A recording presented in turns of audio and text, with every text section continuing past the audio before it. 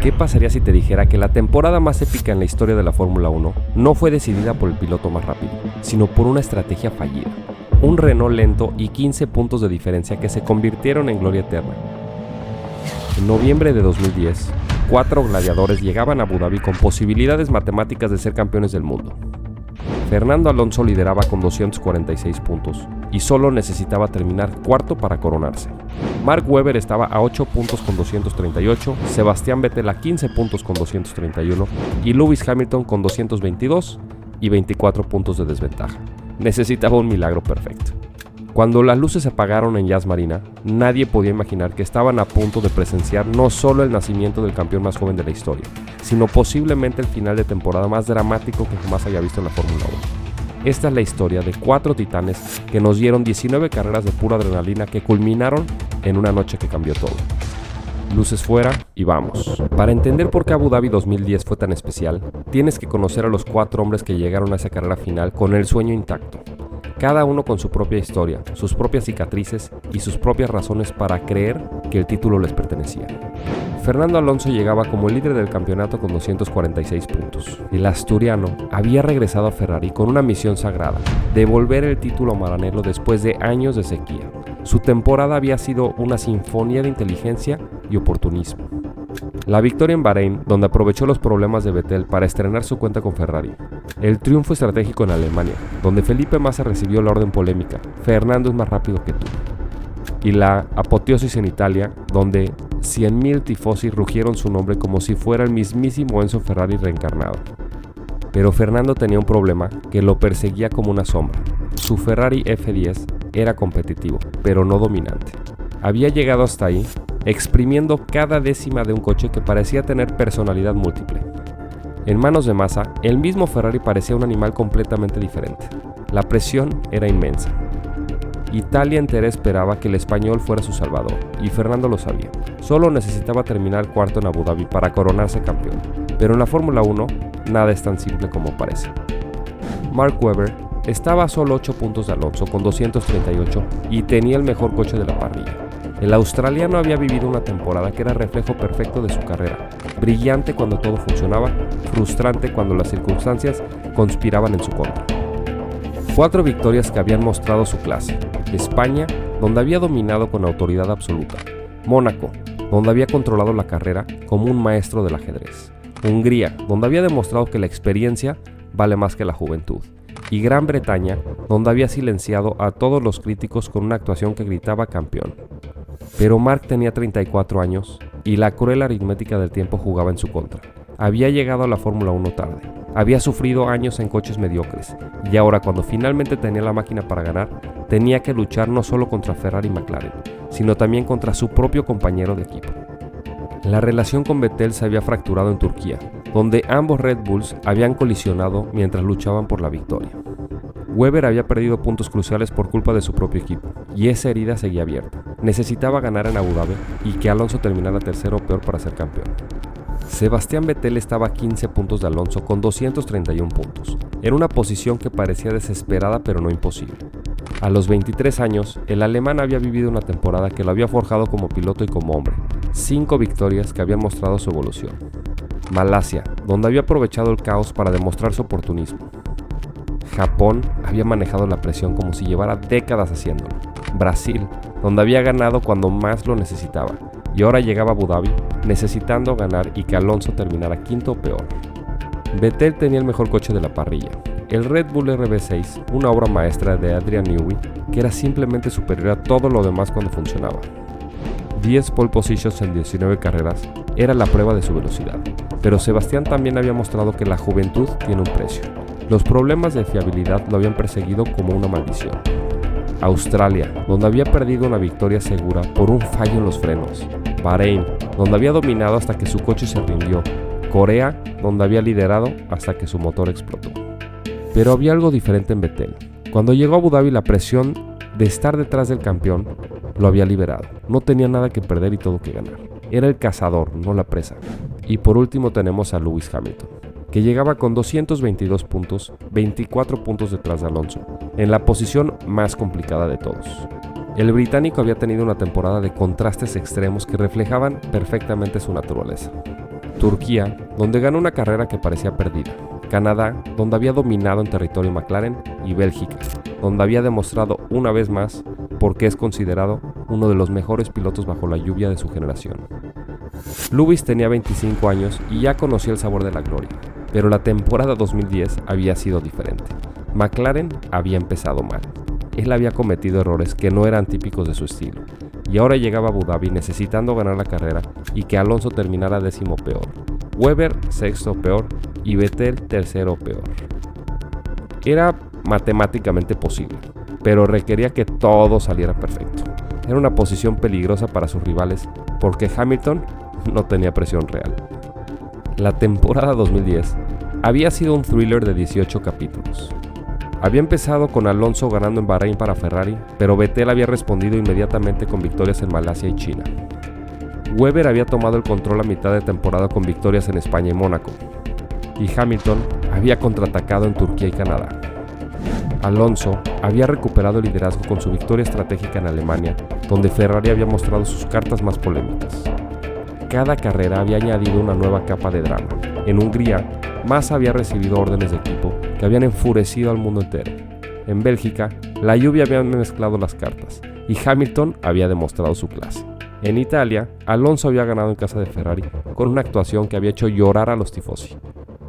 Pero los momentos más dramáticos habían llegado en las últimas carreras. En Singapur, Alonso había ganado una carrera estratégica perfecta. En Japón, Vettel había dominado bajo la lluvia. En Corea, el caos había reinado y Alonso había aprovechado para extender su ventaja.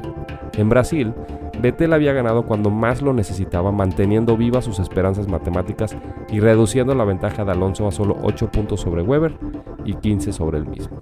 Y así llegamos a Abu Dhabi. 4 pilotos, un título, una carrera que decidiría todo. El 14 de noviembre de 2010, Yas Marina, las luces de Abu Dhabi brillaban como diamantes en el desierto, pero toda la atención estaba puesta en 20 coches que estaban a punto de escribir historia.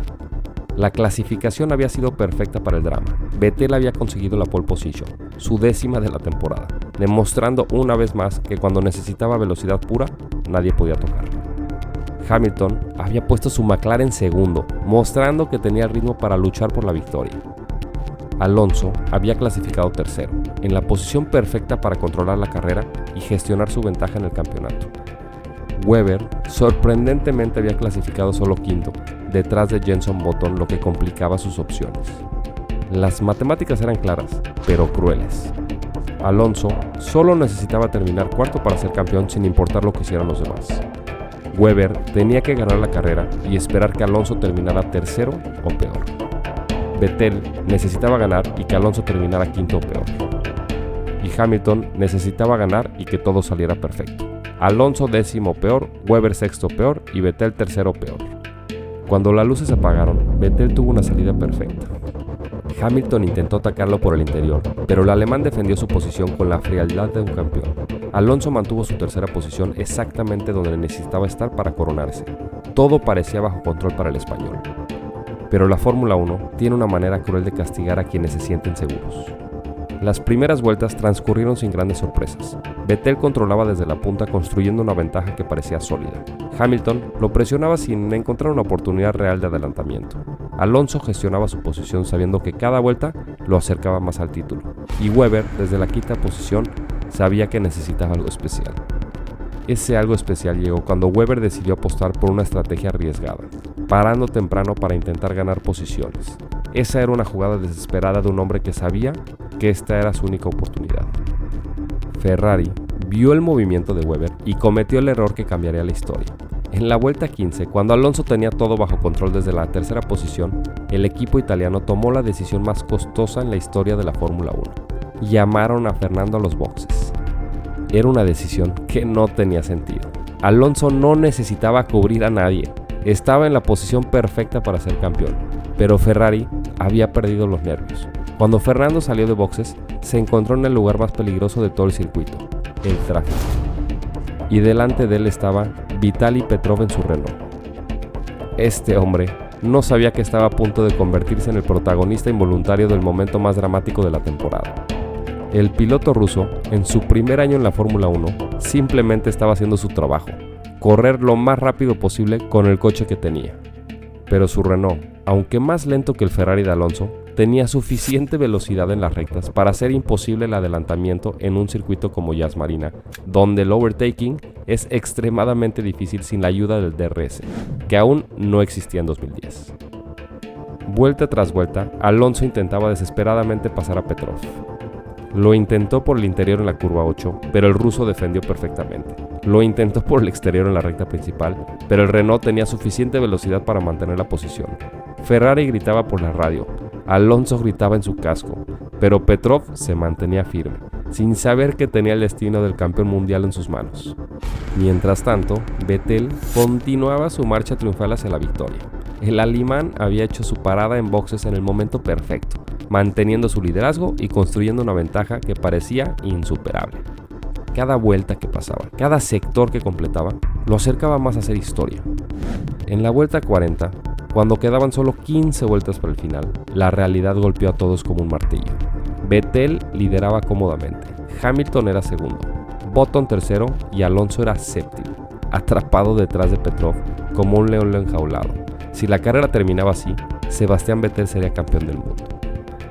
Esas últimas 15 vueltas fueron una tortura psicológica para Alonso y una celebración anticipada para Vettel. El alemán controlaba la carrera desde la punta, gestionando su ventaja con la sabiduría de alguien que sabía que tenía el destino en sus manos. Ferrari intentaba todo. Llamaban a Alonso por radio para motivarlo, pero las palabras eran inútiles contra la realidad del asfalto. Petrov no se movía y Alonso no podía pasar. El mejor piloto del mundo en uno de los mejores coches, atrapado detrás de un novato en un Renault, viendo cómo se escapaba el título en sus manos. Cuando Vettel cruzó la línea de meta, levantó el puño al aire antes de bajarse del coche a los 23 años y 134 días.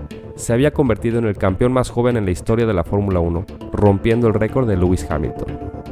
La imagen de Vettel celebrando, mientras Alonso se bajaba de su Ferrari con la cabeza baja, se convirtió en una de las más icónicas en la historia del deporte. Era el contraste perfecto entre la euforia de la victoria y la agonía de la derrota. Alonso terminó séptimo, sumando solo 6 puntos. Webber terminó octavo con 4 puntos. Hamilton fue segundo con 18. Vettel ganó la carrera con 25, lo que le dio un total de 256 puntos en el campeonato. Los números finales fueron brutales en su simplicidad. Vettel 256, Alonso 252, Webber 242 y Hamilton 240. Solo 4 puntos separaban al campeón del subcampeón. 16 puntos separaban al campeón del cuarto clasificado. Una temporada entera decidida por los márgenes más pequeños. Ahora viene la pregunta: ¿es 2010 el mejor final de temporada en la historia de la Fórmula 1? Para responder esto, tenemos que compararlo con otras finales legendarias que han marcado la historia del deporte, como Brasil 2008, donde Lewis Hamilton adelantó a Timo Glock en la última curva de la última vuelta para arrebatarle el título a Felipe Massa por 1 punto, mientras todo Brasil lloraba en las gradas. Japón 1976, donde Niki Lauda se retiró bajo la lluvia torrencial y James Hunt se coronó campeón en condiciones que desafiaban la cordura humana. Australia 1986, donde Nigel Mansell explotó un neumático cuando lideraba y necesitaba ganar para ser campeón, viendo cómo sus sueños se desvanecían en humo y goma. O 2021 en Abu Dhabi, donde Max Verstappen se coronó rebasando a Lewis Hamilton en la última vuelta. Cada uno de estos finales tienen sus méritos únicos. Brasil tuvo el drama de la lluvia y el adelantamiento en la última curva que cambió todo. Japón tuvo la épica histórica de Lauda regresando después de su accidente casi mortal. Australia tuvo la crueldad del destino destruyendo los sueños de Mansell. Y Abu Dhabi tuvo la controversia del safety car. Ahora, 2010 tuvo algo que ningún otro final ha tenido: 4 pilotos con posibilidades matemáticas reales de ganar el título llegando a la última carrera. 4 historias diferentes, 4 sueños, 4 maneras distintas de ver la gloria o la derrota. Era como tener 4 películas diferentes desarrollándose simultáneamente en la misma pista. Pero más allá de los números y las estadísticas, Abu Dhabi 2010 tuvo algo intangible: la sensación de que estábamos presenciando el cambio de una era. Vettel no solo ganó un título esa noche, sino que anunció al mundo que una nueva generación había llegado para quedarse. Los siguientes 4 años lo confirmaron con 4 títulos consecutivos, pero todo empezó en esa noche mágica en el desierto. Pero luego está el factor emocional, que convierte a Abu Dhabi en algo especial. Ver a Vettel con solo 23 años realizando su sueño de la infancia, mientras Alonso, el veterano de 29, veía cómo se le escapaba su tercera corona mundial. Ahora, después de analizar todos los elementos, después de revivir cada momento de esa temporada épica, después de compararlo con otros finales legendarios que han marcado la historia de nuestro deporte, ¿es Abu Dhabi 2010 el mejor final de temporada en la historia de la Fórmula 1? Y pregunto esto no solo por el drama de la carrera final, sino por todo lo que representó. Fue el final perfecto para una temporada perfecta.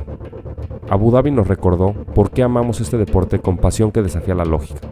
Por qué en la Fórmula 1 nada está decidido hasta que la bandera a cuadros ondea por última vez. Esta temporada nos enseñó que el deporte más tecnológico del mundo sigue siendo en su esencia profundamente humano.